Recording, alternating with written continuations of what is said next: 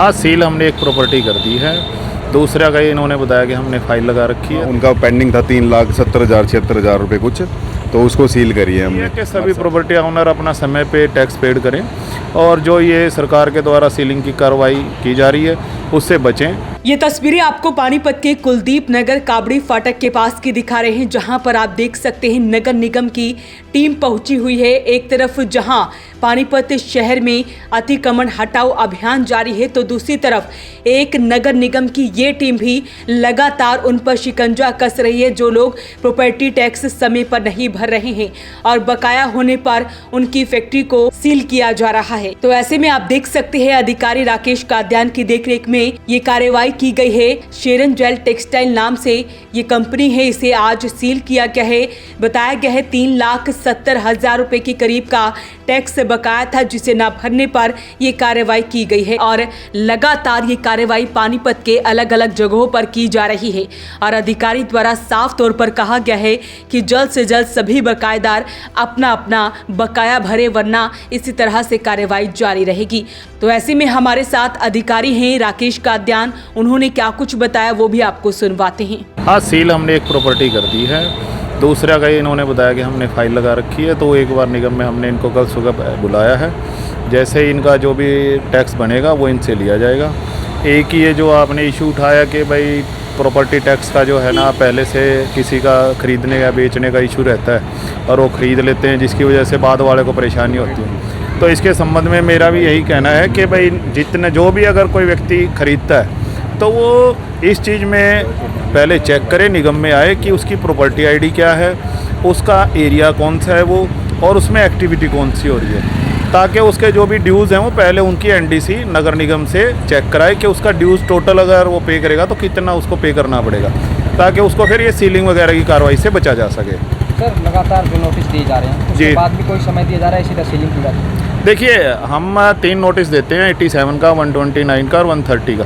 130 का मीन्स वो सीलिंग का ही है। तो सबसे पहले अगर आपको 87 का नोटिस मिल जाता है तो आपका जो भी मैं ये बताना चाहूँगा प्रॉपर्टी ओनर है, उसका सबसे पहले ये फ़र्ज़ बनता है कि वो निगम में जाए, अपनी प्रॉपर्टी के जो ड्यूज़ हैं वो चेक कराए, और उसको अगर लगता है कि कोई इशू है तो वहाँ पर वो अपनी फ़ाइल वगैरह या जो भी उसके ऑनरशिप के प्रूफ हैं वो सबमिट कराए और अपना चेक कराए, और चेक करा के उसको क्लियर कराए। जितना भी होता है वो अपना क्लियर करा के उसको पेड करे।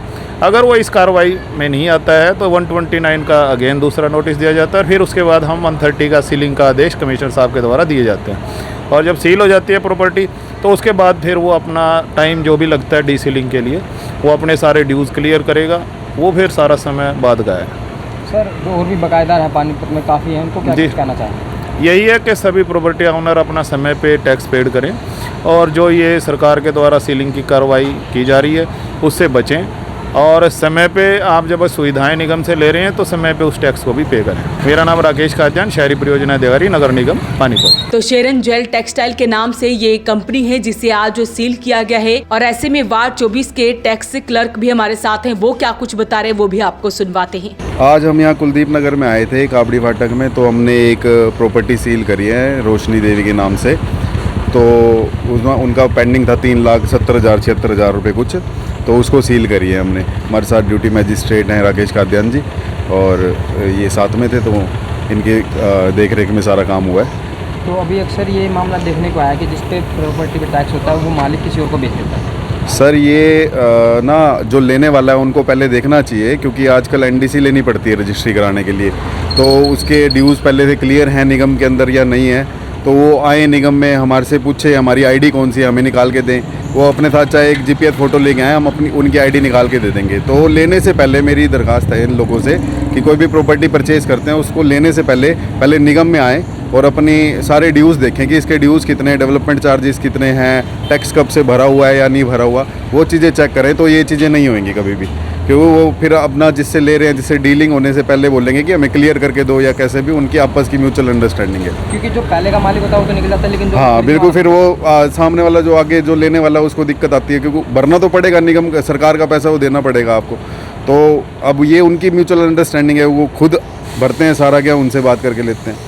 बट ये है कि भाई हाँ भाई, जो पहले जो यूज़ कर रहा था एक्चुअल में उसी को देनी चाहिए ये चीज़ें। तो मेरा यही है कि भाई देख के निगम में आके सारा चेक कराएं कि हमारे क्या ड्यूज़ हैं क्या ड्यूज़ नहीं है, वो देख के फिर बात करके प्रॉपर्टी की डील करें अपनी, तो ये ऐसी ऐसी चीज़ें नहीं होंगी फ्यूचर में। मेरा नाम तुषार है, मैं टैक्स क्लर्क हूँ 24 वार्ड का। तो पूरे पानीपत शहर में ये कार्रवाई की जा रही है। जिन भी लोगों ने अपना अपना प्रॉपर्टी टैक्स नहीं भरा है उन पर ये कार्रवाई की गई है। अधिकारी द्वारा साफ कहा गया है कि जल्द से जल्द सभी अपना टैक्स भर लें और किसी भी प्रॉपर्टी को खरीदने से पहले उसकी जांच पड़ताल करें ताकि किसी को भी दिक्कत ना हो। अपील रहेगी इस वीडियो को आप शेयर जरूर करें। वॉइस ऑफ पानीपत के लिए सूरज शर्मा के साथ कुलवंत सिंह की रिपोर्ट।